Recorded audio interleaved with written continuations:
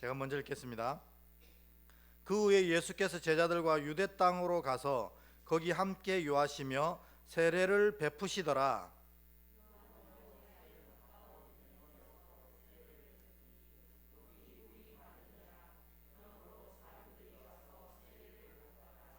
요한이 아직 오기에 갇히지 아니하였더라.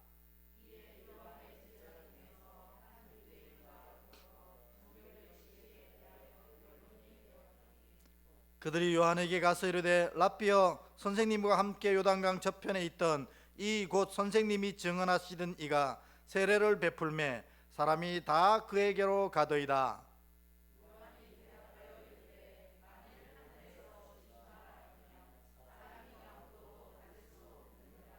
내가 말한 바 나는 그리스도가 아니요 그의 앞에 보내심을 받은 자라고 한 것을 증언할 자는 너희니라.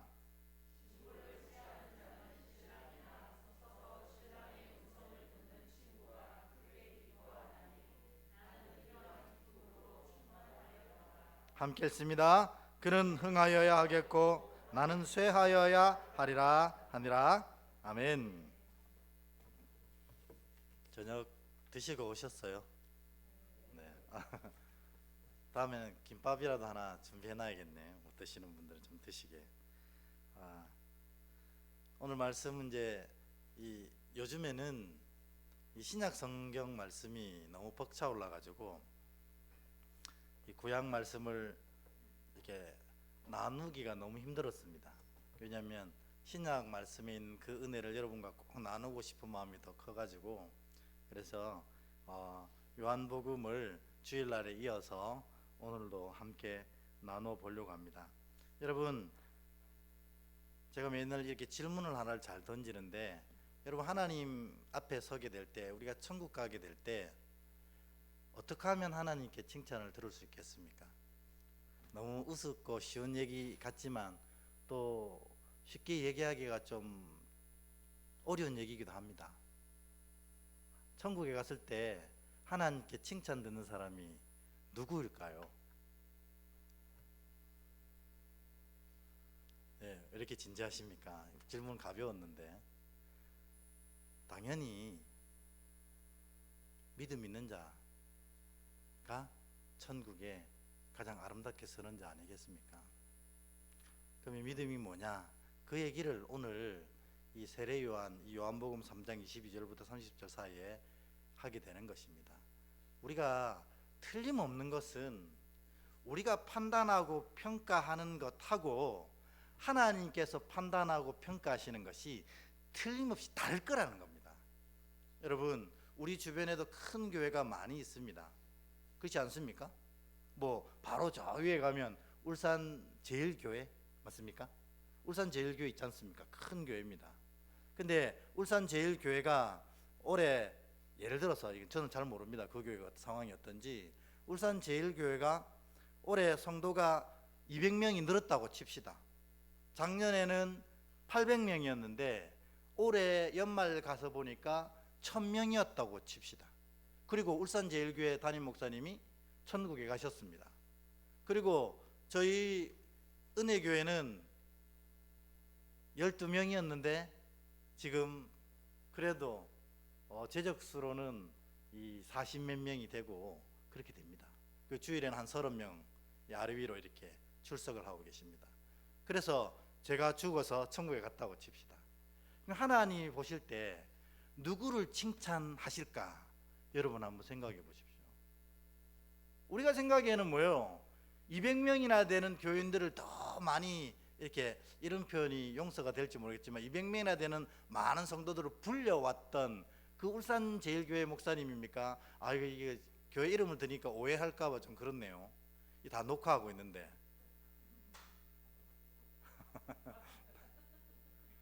네. A교회라 합시다. 그냥 A교회 목사님이 200명이 늘려서 천국에 갔고, 저는 뭐 예를 들어서 한 20명 늘려서 천국에 갔다고 칩시다. 그러면 우리 생각에는 당연히 A교회 목사님이 훨씬 칭찬받지 않겠어요? 아이고, 교회를 그렇게 귀하게 늘렸으니 수고했다. 그런데 주님이 물으실 거는 아마 이거라고 저는 생각해요. 그 중에 네가 세례 준 사람은 몇 명이니? 여러분, 이 말이 무슨 말인지 아시겠어요? 내가 세례를 안 준 사람이 200명 늘었다는 건 수평 이동이라는 겁니다. 그러니까 하나님 나라의 입장에서 보면 거기서 거기라는 거죠. 여기에 있던 성도가 절로 옮긴 겁니다.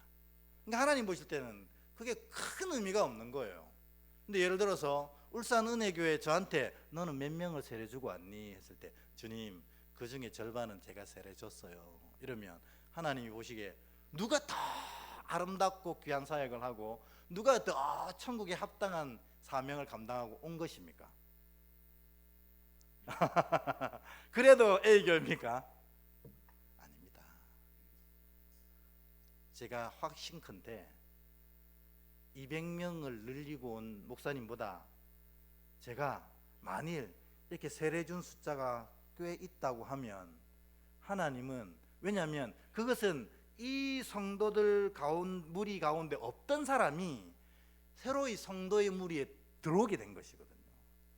그러니까 천하보다 더 귀한 영혼이 여기에 늘어난 겁니다. 그러니까 아마 저는 화근컨대 우리 주님이 저를 더 많이 칭찬하시고 수고했고 착하고 충성된 종아 이렇게 얘기하시려고 믿습니다. 여러분, 우리가 인생을 살아가면서 인생을 평가하는데 이 기준은 분명하다는 것입니다. 그러므로 믿음의 자녀들은 항상 천국 앞에서 하나님 앞에 섰을 때 하나님이 이것을 어떻게 평가하실지를 우리가 깊이 고민하고 신앙하고 살아가는 것이 너무나 중요하다 하는 것입니다. 우리가 볼 때는 외적으로 굉장히 커졌고 또 위대한 일을 하고 있어도 하나님이 보실 때는 그게 아무것도 아닌 일일 수 있고, 정말 우리가 볼 때는 그저 작은 일 하나인데 하나님 보실 때는 천군 천사가 벌떡 일어나 축복하고 축하할 일일 수 있다는 것입니다. 그 차이점이 뭘까요? 그 차이점이 하나님이 원하시는 일을 했는가 하는 겁니다. 여러분, 원하시는 일. 근데 우리가 신앙을 하면서도 매번 안타까운 게 뭐냐면 내가 원하는 일들을 많이 하려고 하는 거예요. 내가 원하는 일들. 그리고 그걸 놓고 정말 열심히 기도합니다. 주여 이렇게 하게 하옵시고 이렇게 되게 하옵시고 이렇게 이루게 하옵소서. 막 이것을 열심히 기도합니다. 그것이 설령 이루어졌다 해도 사실 하나님이 보실 때는 뭐예요? 네 소원을 이룬 거라는 겁니다. 근데 우리가 아무리 작은 것이라도 주께서 바라고 원하시는 것이 무엇인지를 깨닫고 그것을 이루고 나면 정말 하나님의 일을 한 자가 된다 하는 것입니다. 그러니까 여러분, 무엇을 하든지 믿음의 자녀는 이런 분명한 평가 기준이 있어야 되는 거예요. 뭐예요? 주님 보실 때는 어떨까? 이게 천국에서는 어떤 의미가 있을까? 이번에 이 목회자 세미나에 갔는데 목사님이 그런 얘기 하시더라고요. 죽고 사는 문제 알면은 넘어갑시다 이렇게 하더라고요. 죽고 사는 문제 아니면 넘어가자고. 저는 그걸 그렇게 받아들였습니다. 죽고 사는 문제에 더 목숨 걸자는 겁니다. 죽고 살지 않는 거고, 사실 우리가 돈, 물질 뭐 똑같은 말이에요. 돈, 건강, 뭐 이 세상의 명예, 지위 등등등, 이것은 우리가 죽으면 다 끝날 문제거든요. 죽고 사는 문제가 아니에요. 그런데 우리가 믿음이라든지 하나님의 뜻이라든지 예수 그리스도가 주신 사명이라든지 이것은 죽고 사는 문제라는 겁니다. 그러니까 우리가 너무 착각을 하는 거예요. 뭐에 힘을 써야 될지 모르고 엉뚱한 데 힘 다 쓰고 나서 주님 힘들고 지쳐서 안타깝고 괴롭습니다 이렇게 하고 있는 거예요. 그래서 여러분, 오늘부터 우리 신앙이 완전히 그 방향이 좀 새로워졌으면 좋겠어요. 그래서 정말 이게 하나님 앞에 섰을 때 어떤 의미일까? 여러분, 그렇게만 살면 정말 하나님이 기뻐하시는 영화로운 삶이 안 되겠습니까? 여러분, 지금 고민하고 있는 것도 많습니다. 우리가 마음속에 고민하고 있는 거, 그런데 알고 보면 그게 죽고 사는 문제가 아니라는 거죠. 다시 말해서 천국에서는 이거 아무 의미 없는 문제를 우리가 지금 정말 애달하고 매달려 있다는 겁니다. 근데 정작 천국에 가서 하나님이 우리에게 물으실 일들에 대해서는 다 내팽개치고 있는 거라는 거예요. 하나님이 여러분에게 뭘 물으시겠습니까? 천국에 그러면 천국에 갔을 때 세상에서 돈 많이 벌고 왔니? 이거 물으시겠어요? 무슨 아파트에 살다 왔니? 저 같으면 야, 너 교인이 몇 명이었어? 이거 물으실 거냐는 거죠. 그게 아니거든요. 내가 맡긴 사명 어떻게 감당하고 왔니? 너를 통해 구원하고자 했던 그 영혼 데리고 왔니? 이렇게 안 하시겠어요? 여러분, 우리 신앙을 다시 설정해야 됩니다. 그런 의미에서 오늘 요한복음 3장 22절부터 30절 사이에 세례 요한이 어떤 믿음을 가지고 있었는지 한번 살펴봄으로 우리도 이제 진짜 믿음을 그렇게 가져야 한다는 겁니다. 자, 그러면 우리 오늘 본문 한번 읽어보도록 하겠습니다. 22절, 23절 우리 먼저 한번 읽어보겠습니다. 같이 한번 읽어볼까요? 시작. 그 후에 예수께서 제자들과 유대 땅으로 가서 거기 함께 유하시며 세례를 베푸시더라. 요한도 살렘 가까운 에논에서 세례를 베푸니 거기 물이 많으므로 그러므로 사람들이 와서 세례를 받더라. 아멘.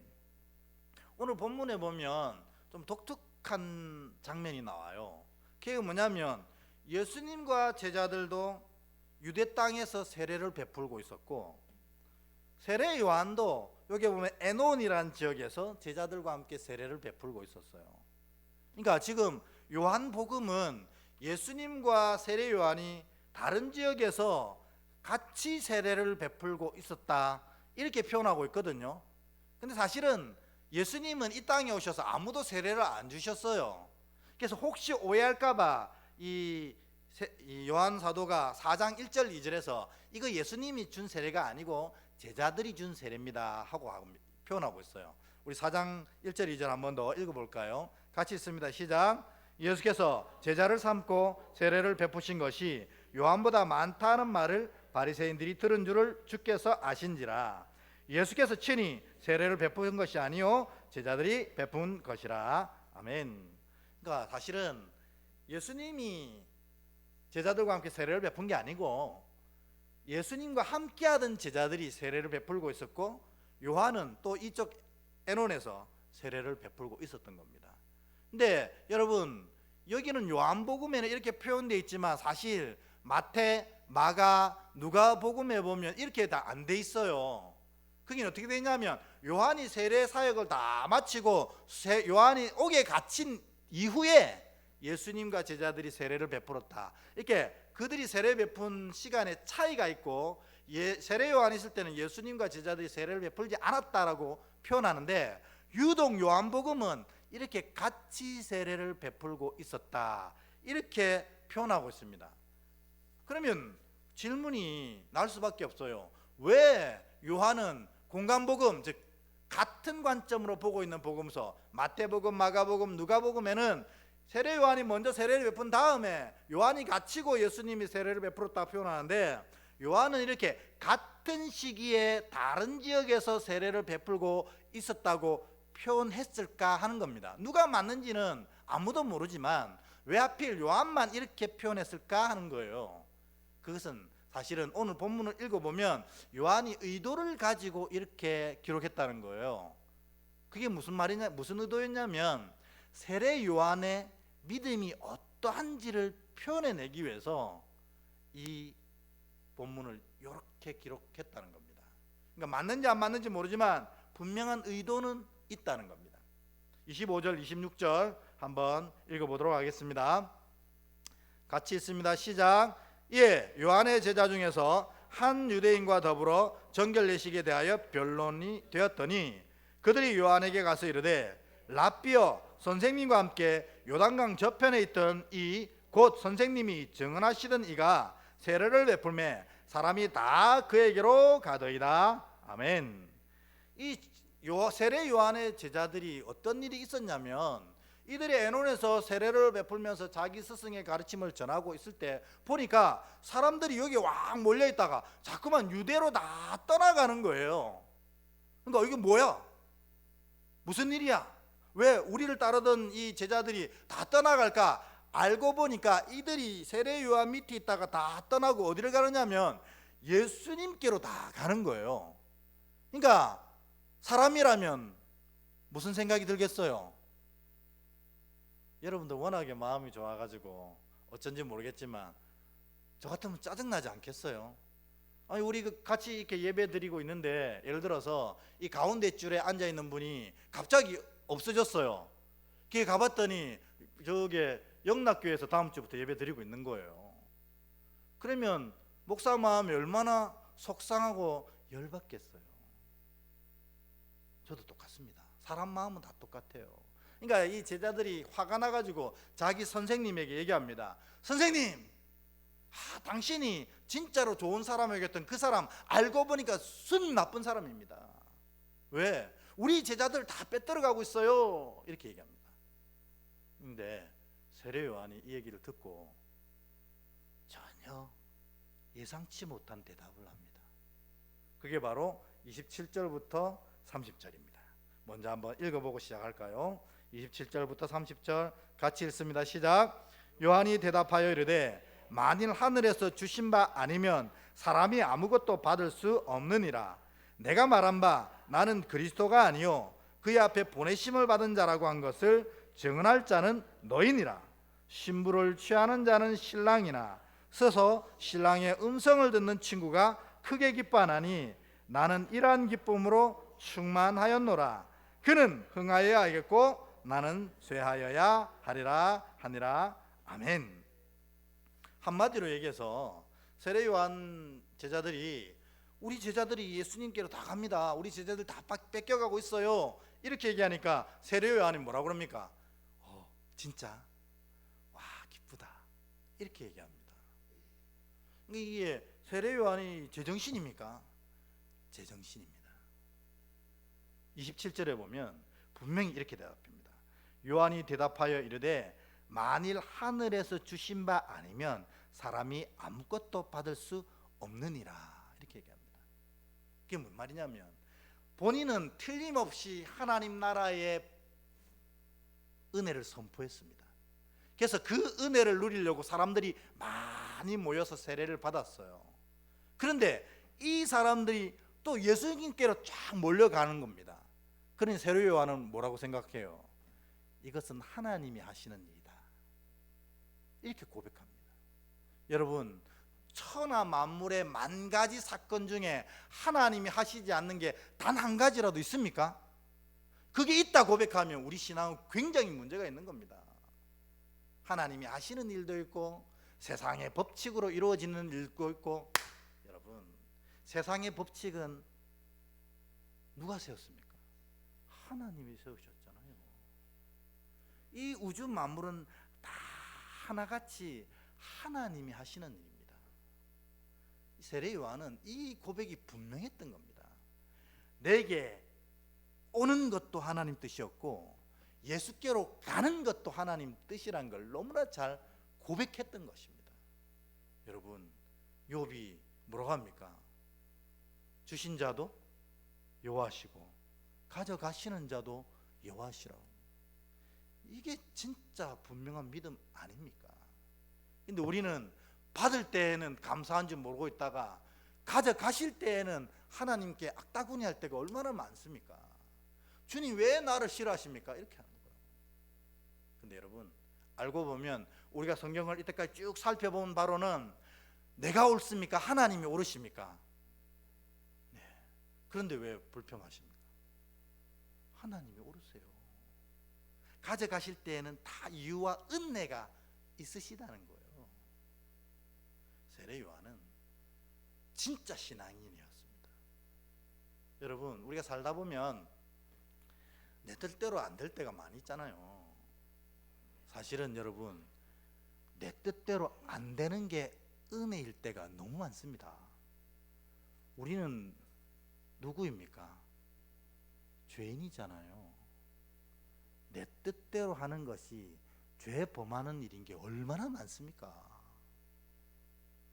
저는 이 목회자의 자리에 있기 때문에 정말 그런 것에 예민하고 민감하려고 애를 씁니다. 왜냐하면 내가 하나님의 일을 하다가도 내 뜻대로 하는 것처럼 되어버리면 어떻게 됩니까? 사람들은 이게 또 하나님 일이라고 생각할 거잖아요.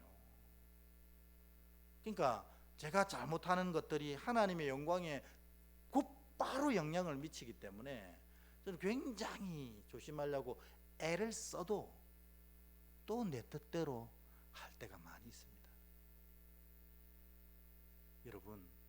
여러분, 내 뜻대로 하는 것이 은혜가 아닙니다. 내 뜻대로 안 되는 것이 훨씬 더 은혜입니다. 왜냐하면 내가 하나님의 자녀라면 내 삶을 누가 이끌어 가십니까? 아멘입니다. 하나님이 이끌어 가시니까 지금 내 뜻대로 안 된다는 건 누구 뜻대로 되는 거예요? 하나님 뜻대로 되는 거잖아요. 그러니까 우리가 아멘, 할렐루야 할 수 있는 것입니다. 여러분, 앞으로 내 뜻대로 안 되어도 감사할 수 있는 믿음을 가지시길 축원합니다. 아멘입니다. 왜냐하면 내 뜻대로 되는 게 은혜가 아닙니다. 제가 살아보니 이 사역을 20년 넘게 해보니 그렇더라는 거예요. 내 뜻 애를 써서 관철시키면 결국 하나님의 뜻이 무너집니다. 오늘 요한은 그걸 너무나 잘 알았던 거예요. 내게 보내신 것도 하나님의 뜻이고 예수께로 옮겨지게 하시는 것도 하나님 뜻이다. 왜? 이 우주는 하나님이 주관하시고 하나님이 오르시기 때문이다. 근데 만일에 이런 믿음이 없으면 우리가 매일 하는 게 뭐예요? 믿음이 없으면 비교부터 하는 거예요. 비교. 어떤 게 더 좋은가 비교하는 겁니다. 그래가지고 남이 더 좋은 거 가지고 있으면 어떻게 해요? 시기하고 질투하고 미워하고 그런 겁니다.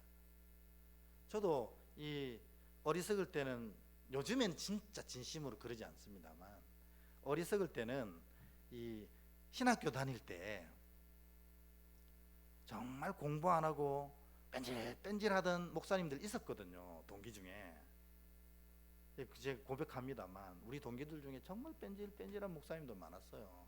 레포트 해오라면 안 하고 수업 시간에 빠지고 놀러 가고.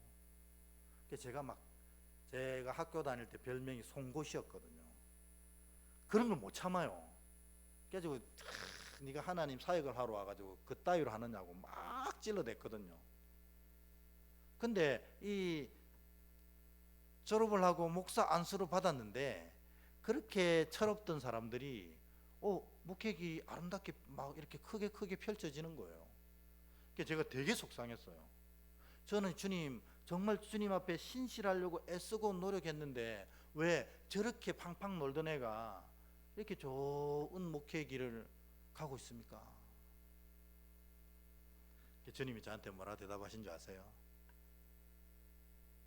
쟤는 저렇게 안 하면 죽는다는 겁니다. 너는 견딜 수 있지만 쟤는 못 견딘다. 그러시더라고요. 그래서 제가 그때는 이해를 못했어요. 그게 무슨 말이에요? 근데 지금은 이해가 됩니다. 주님이 보실 때 저는 부끄럽지 않게 사역하려고 했습니다. 그래서 나중에 주님 만날 때 덜 부끄러울 것 같습니다. 그분은 뭐 주님 만나면 부끄럽겠다 이 얘기는 아니고 그렇다는 겁니다. 여러분, 이게 신앙입니다. 이게 믿음입니다. 하나님이 모든 것을 주관하시고 하나님이 행하시는 것이 옳다는 것입니다. 세례 요한처럼 이런 믿음을 소유하시는 참 믿음의 자녀 되시길 주의 이름으로 축원합니다. 아멘. 정말 아멘입니다. 두 번째로 세례 요한이 이거 다 하나님의 뜻이니까 흔들리지 않고 기뻐했고요. 두 번째로는 진짜 신랑의 음성을 듣는 친구 같은 마음이다, 이렇게 얘기했어요. 여러분, 이 말이 무슨 말이냐면 유대인 결혼식을 지금 요한이 비유한 거거든요. 전에도 말씀드렸듯이 유대의 결혼식은 3단계가 있어요. 3단계 기억하십니까? 첫 번째로는 약혼, 두 번째로는 정혼, 그 다음에 결혼, 이렇게 3단계가 있어요. 약혼은 이 아이들이 어릴 때 부모끼리 정하는 겁니다. 그게 약혼이고요. 이때는 부부가 아닙니다. 그런데 정혼은 뭐냐면 이 아이들이 장성해져서 서로를 직접 보고 저 사람과 결혼하겠습니다 하고 본인들이 수긍을 하면 정혼을 합니다. 이건 진짜 결혼식이에요. 그래서 법적으로 부부로 선언됩니다. 그런데 정혼식을 거치고 나면 합방을 하지 않고 헤어집니다. 그래서 신랑은 자기 집에 가서 뭐예요? 같이 살 신혼집을 준비하고 있고, 신부는 이 결혼 생활을 어떻게 할지를 준비하면서 1년을 보냅니다. 그 1년 뒤에 어느 날 신랑의 아버지가 오케이 할 때 이 신랑이 신부를 데리고 갑니다. 그리고 신부를 데리고 와서 자기 집에 와서 이제 합방을 합니다. 여기서 결혼이 완성된 게 아닙니다. 신랑이 첫날 밤을 딱 지내고 이 신방을 나와서 바깥에서 친구가, 어떤 친구냐면 자기 들러리 서줬고 이 결혼식을 처음부터 끝까지 도와줬던 친구는 계속 신랑이 첫날 밤을 치르고 나올 때까지 기다립니다. 그래서 신랑이 딱 나와서 뭐라고 선언해야지 결혼이 완성되냐면 내 신부는 정결하다, 이렇게 선언을 해야 이 결혼이 이제 완성되는 겁니다. 근데 만약에 첫날 밤을 치른 신랑이 딱 나와서 내 신부는 정결하지 않다, 이러면 그 결혼은 법적으로 다 깨지는 겁니다. 그러니까 신랑의 친구가 밤새도록 집에 못 가고 신랑이 나올 때까지 기다리는 이유는 뭐냐면 자기가 이렇게 애쓰고 노력한 이 결혼의 완성을 보고 싶은 마음이었어요. 그런데 신랑의 친구가 나와가지고 기쁨의 소식을 전합니다. 이 여인은 정결하다, 내 신부는 정결하다. 이렇게 하면 이 소리를 들었던 신랑의 친구는 기뻐 춤을 추게 되는 겁니다. 오늘 이 신랑의 음성을 듣고 기뻐하는 친구라는 이 세례 요한의 표현은 바로 그 순간에 친구의 마음을 표현한 것이라는 겁니다. 그게 28절 29절의 얘기입니다. 28절 29절 같이 한번 읽어보도록 하겠습니다. 시작. 내가 말한 바 나는 그리스도가 아니요 그의 앞에 보내심을 받은 자라고 한 것을 증언할 자는 너희니라. 신부를 취하는 자는 신랑이나 서서 신랑의 음성을 듣는 친구가 크게 기뻐하나니 나는 이러한 기쁨으로 충만하였노라. 아멘. 그러니까 제가 이 유대인의 결혼 습관 관습에 대해서 다 설명드렸잖아요. 지금 세례 요한이 정말 기쁜 이유는 뭐겠습니까? 사람들이 다 예수께로 돌아간다는 소식은 뭐예요? 자기가 오늘 보면 그의 길을 평탄케 하고 그의 앞에 보내심을 받은 자로서의 사명을 지금 완성했다는 소리잖아요. 그러니까는 이 세례 요한이 자기 제자가 다 떠나간다는 소리에 너무 기뻤던 겁니다. 왜 그랬느냐? 세례 요한은 진짜 신앙일 뿐만 아니라 진짜 사명자였던 거예요. 여러분, 하나님이 우리를 왜 구원해 주셨을까요? 그런 생각 해본 적 있습니까? 여러분, 예수 믿고 구원 받으셨잖아요. 아멘. 근데 왜 나를 구원하셨지 생각 안 해보셨어요? 내가 이쁘고 내가 잘났고? 미안한 얘기지만 제일 약해서 그렇습니다. 제일 약해서 가만두면 스스로 절대 천국에 올 수 없는 연약성과 죄성이 있기에 하나님이 우리를 제일 먼저 붙잡아 주신 거예요. 그런 얘기식으로 하자면 여기에 모이는 사람들 전체 중에 제일 연약하고 제일 죄성이 깊은 자는 누구겠습니까? 저입니다. 저. 그러니까 주님이 목사를 세워주신 거예요. 꼼짝달싹 못하고 천국 가라고. 저는 늘 그렇게 고백하거든요. 우리를 구원시키신 이유는 우리가 제일 연약하고 제일 죄 많기 때문입니다. 여러분 그거 절대 잊지 않으셔야 합니다. 내가 잘나서 구원받았다고 생각하는 순간 마귀가 틈타는 겁니다. 그래서 내 하고 싶은 대로 내 뜻대로 신앙하기 시작하는 겁니다. 그래서 내가 좋으면 신앙하고 내가 안 좋으면 신앙 안 하고 내가 좋으면 헌신하고 내가 안 좋으면 헌신 안 하고 이렇게 들쑥날쑥 한다는 거예요. 내가 잘났기 때문에 구원받았다고 생각하기 때문에. 여러분 저는 분명하게 선언합니다. 우리가 구원받은 것은 우리가 제일 연약하고 우리가 제일 어리석고 우리가 제일 죄 많기 때문에 주님이 제일 먼저 구원해 주신 겁니다. 아멘. 이게 우리가 구원받은 이유입니다. 두 번째가 있어요. 이 연약한 자를 들어서 강한 자를 부끄럽게 하시려고, 다시 말해서 우리를 통해서 강한 자들을 주께 돌아오게 하시려고 우리를 택하셨다는 거예요. 그러니까 우리의 사명은 뭐냐면 내 주변에 있는 강한 자, 그 사람을 주께 돌아오게 하는 겁니다. 여러분 이런 사명이 우리 안에 탁 자리 잡혀야 그게 진짜 신앙입니다. 주께서 나를 구원하신 이유가 그거기 때문입니다.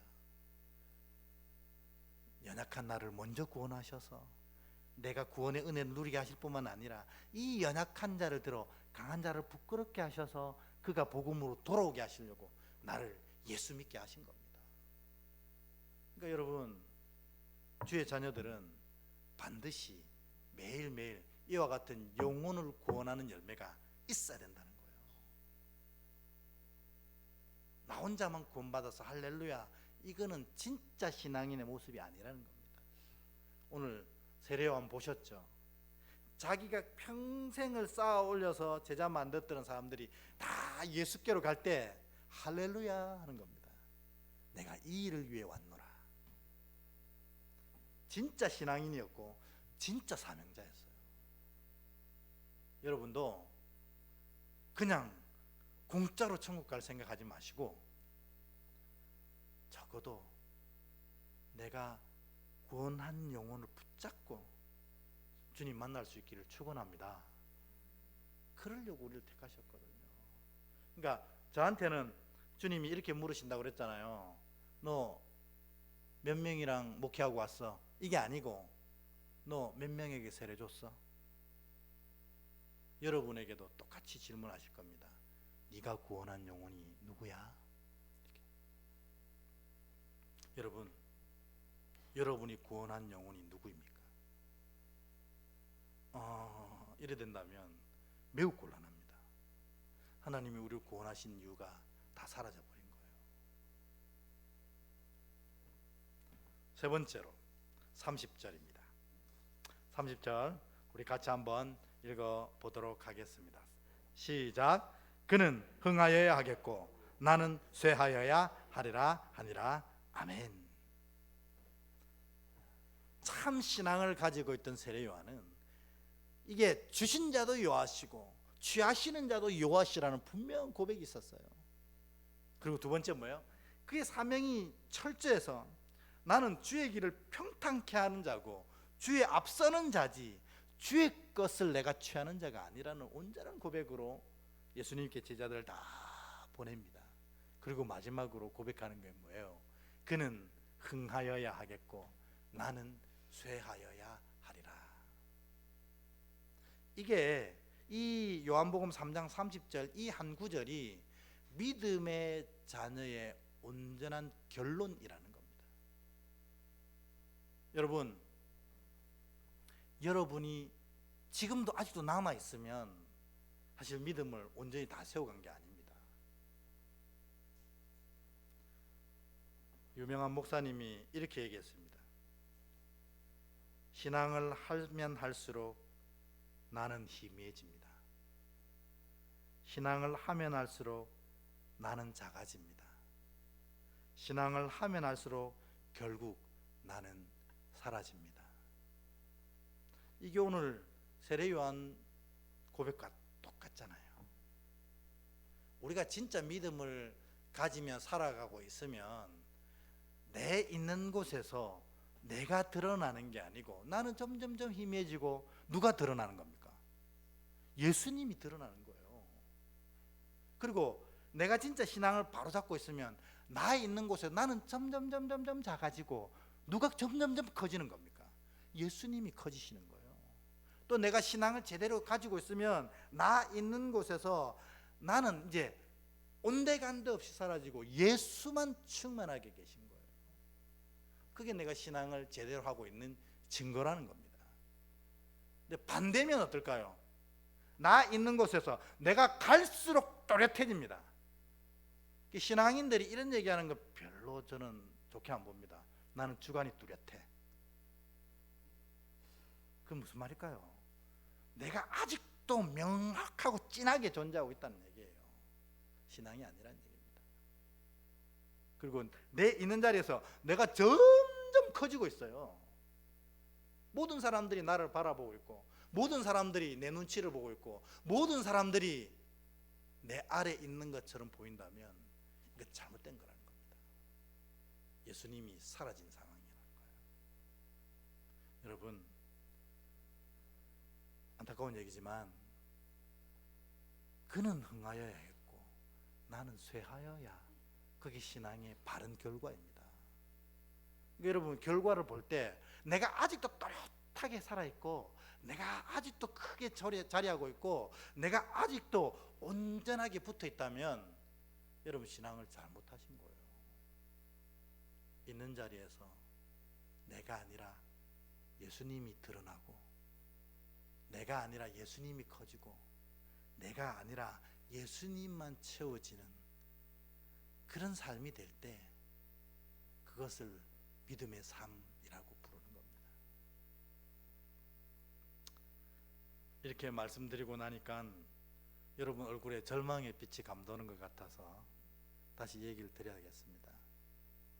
그거 내 힘으로 할 수 있습니까? 그러면 어떻게 해야 됩니까? 성령께 간구하셔야죠. 신앙은 그런 의미에서 기도 외에는 할 게 없습니다.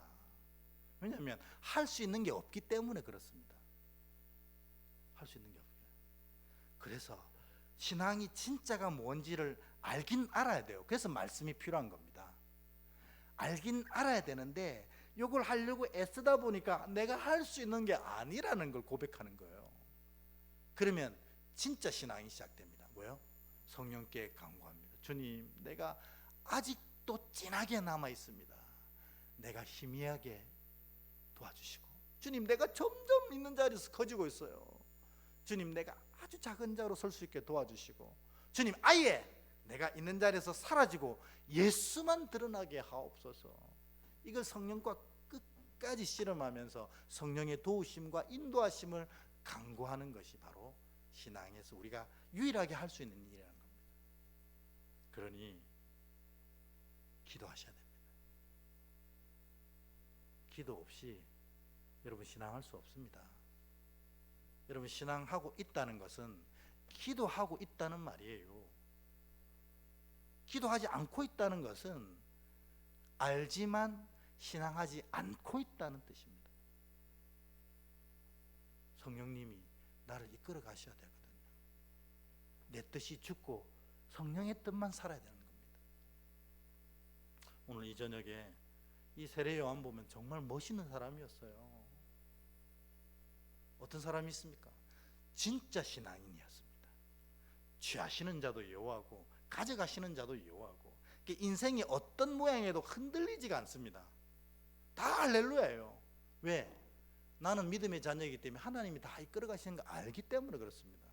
여러분도 그런 자인 줄 믿으시길 축원합니다. 흔들리지 마세요. 삶이 흔들린다고. 하나님이 이끌어 가십니다. 두 번째로, 세례 요한은 진짜 사명자였어요. 주님이 나를 세상에 보내신 이유를 너무나 잘 알았고, 주의 길을 평탄케 하고 주의 앞에 서 있는 자로서의 삶을 충실하게 살았습니다. 여러분, 우리가 믿음을 지키고 산다는 것은 이 사명을 고백하며 사는 거예요. 여러분의 사명은 다른 거 아닙니다. 영혼을 구원하는 거.